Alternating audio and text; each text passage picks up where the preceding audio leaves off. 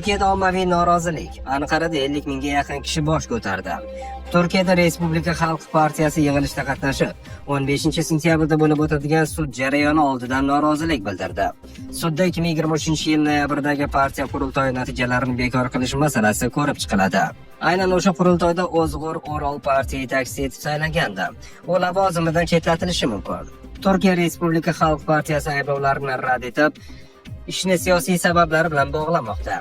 O'zol mitingda bu bo'layotgani kelajakdagi prezident va hukumatga qarshi uyushtirilgan to'ntarish deya bayonot berdi. Partiya 2024-yilgi mahalliy saylovlarda prezident Rajab Toyyib Erdo'g'anning Adolat va taraqqiyot partiyasidan ustun kelgan va reytinglarda tobora ommalashmoqda.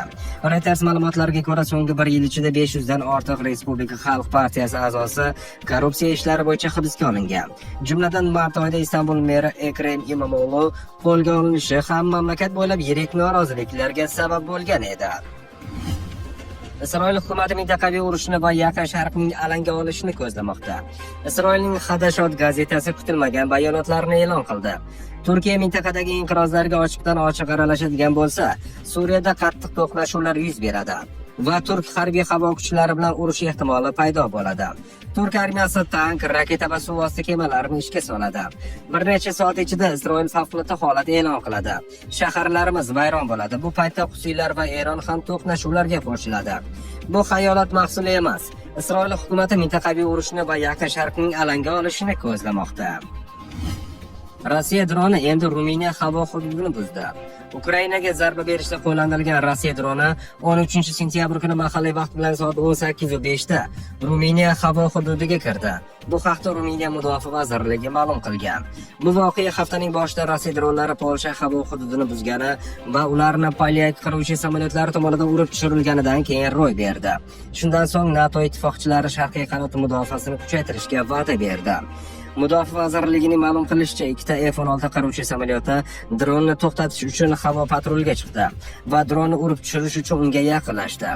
Dron taxminan 50 daqiqa davomida havoda aylanib yurganidan keyin Shimoliy Dobruzha hududidagi Pardina shaharchasi yaqinidan Ukraina tomon chiqib ketgan. Vazirlikka ko'ra, F-16 samolyotlari uchuvchilariga dronni urib tushirishga ruxsat berilgan, ammo ehtimoliy qurbonlar va zarar xavfini baholab, o'q uzmaslikka qaror qilingan. Mudofaa vazirligi Rossiya Federatsiyasining mas'uliyatsiz harakatlarini qattiq qoralaydi va ular Qora dengiz mintaqasidagi xavfsizlik va barqarorlikka yangi tahdid ekanini ta'kidlaydi. Yevropa Ittifoqining tashqi ishlar va xavfsizlik siyosati bo'yicha oliy vakili Kaja Kallas esa Ruminiya havo hududi buzilishini Yevropa Ittifoqi a'zosi suverenitetining yana bir qabul qilib bo'lmaydigan buzilishi deb qoraladi. Bu davom etayotgan beparvo keskinlashuv mintaqaviy xavfsizlikka tahdid solmoqda. Men Ruminiya hukumati bilan yaqin aloqada bo'lib turibman, deb yozdi Kallas. Putin va Zelenskiyni tez orada ko'rishtiraman. Tramp. Rossiya va Ukraina prezidentlari Vladimir Putin va Vladimir Zelenskiy o'rtasidagi muzokaralar nisbatan tez orada bo'lib o'tadi. Bu haqda Amerika yetakchisi jurnalistlar bilan suhbat chog'ida aytib o'tdi. Uning ta'kidlashicha, ular AQSh ishtirokidagi 3 tomonlama uchrashuv doirasida bo'lib o'tadi.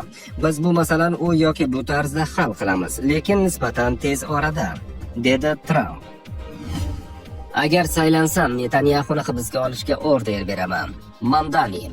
New York meri lavozimiga nomzodlardan biri Zohran Mamdani agar saylansa, Isroil bosh vaziri Benyamin Netanyahuni hibsga olishga order berishga va'da berdi. Bu haqda o'zi New York Times gazetasiga bergan intervyusida aytib o'tdi.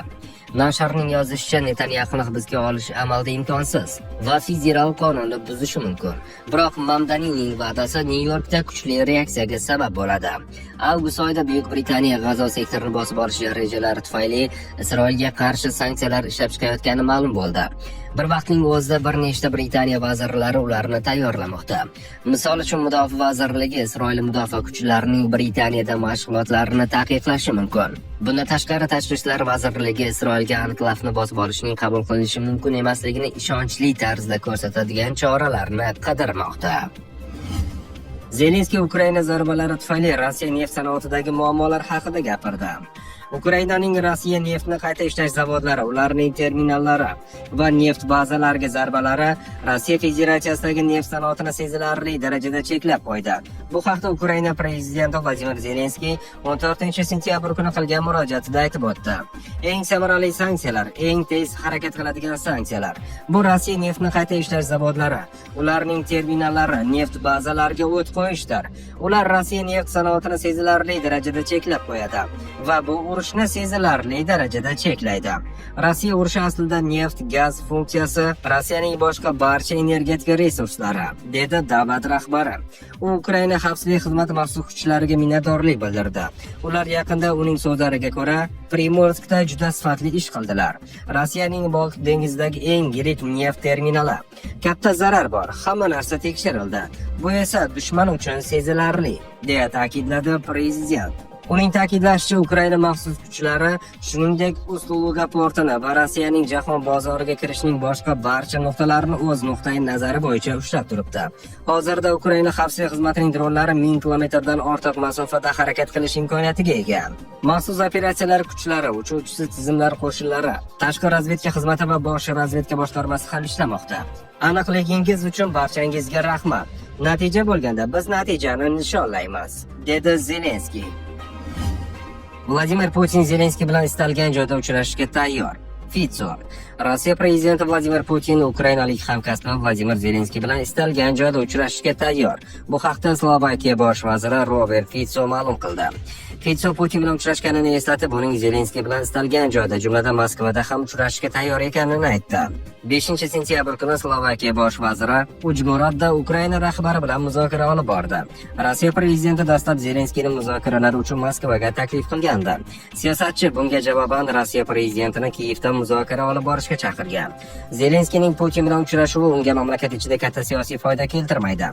Albatta, Rossiya fuqarolari ham bunday uchrashuvdan mamnun bo'lmas edi. Biroq ikkalasi ham bu ularga siyosiy zarar yetkazishi mumkinligini anglagan holda uchrashib, masalalarni muhokama qilishi zarurligini tushunadi. Chunki agar ular muzokaraga kirishmasalar, urush davom etaveradi, degan Robert Fitso.